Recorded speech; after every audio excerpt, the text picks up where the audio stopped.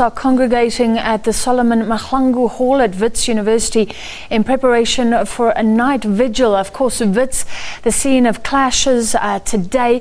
2 police officers and a lecturer wounded, students wounded as well, and several were arrested, later released. We later saw police briefing about its handling and really assuring the public that the police were doing what they could using minimum force, but they had to step in.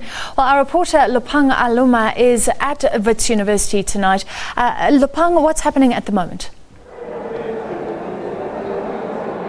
Well, thank you so much for your time. Indeed, we are here at Senate House at the Wits University in Bloemfontein, where, as you can see behind me, the students are holding a night vigil, and they say they're going to be here until midnight or even until tomorrow morning.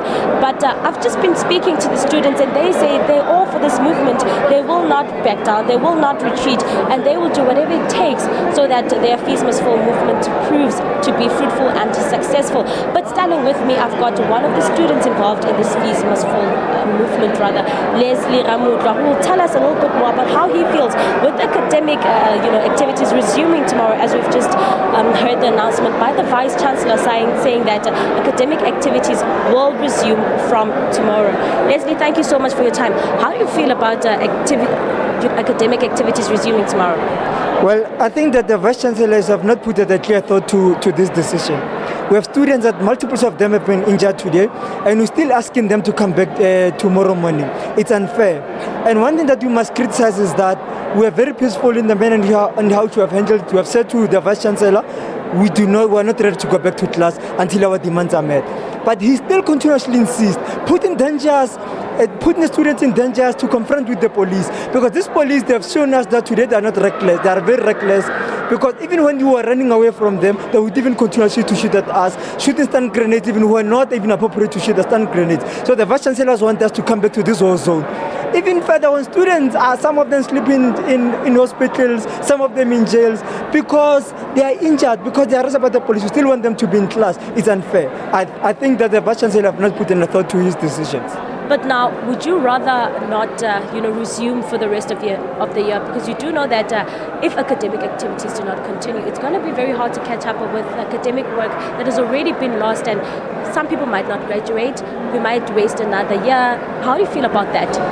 Look, for me, just a common view that I'm using to dismantle this protest, we understand the opportunity cost here.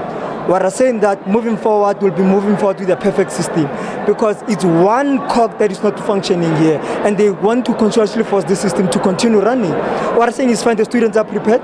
If I must be here in January to do so, we do it so here in Wits, because that's when we write our supplementary exams. We are prepared to say, at least when I come back, I'll not be paying 75,000 the university is demanding me out of me. At least I'll be studying knowing that I do not have a financial burden with me.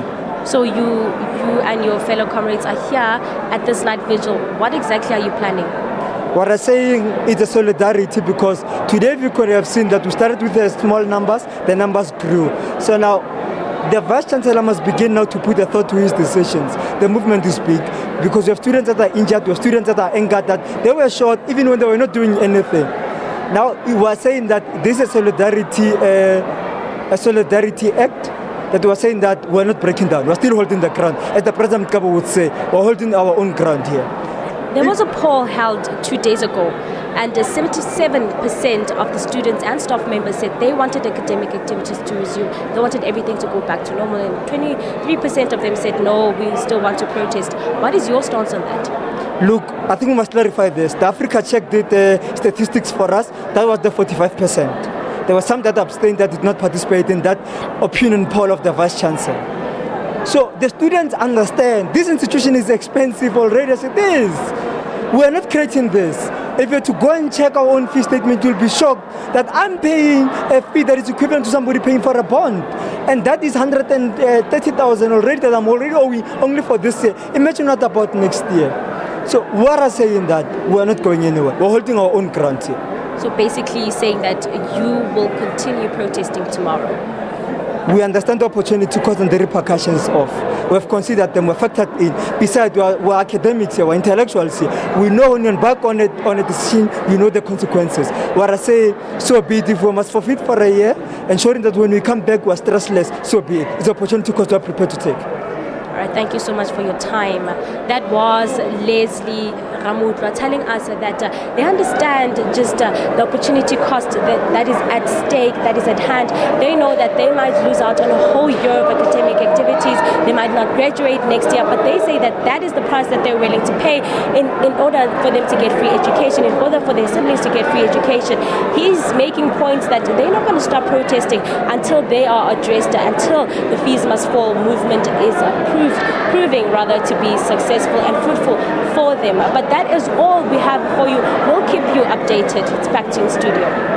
All right, thank you very much. Lopang, live from Wits University. Students holding a vigil tonight say they will protest tomorrow. So possibly another day of clashes, because Wits University itself saying that lectures will resume. It's continuing to try and continue with the academic year.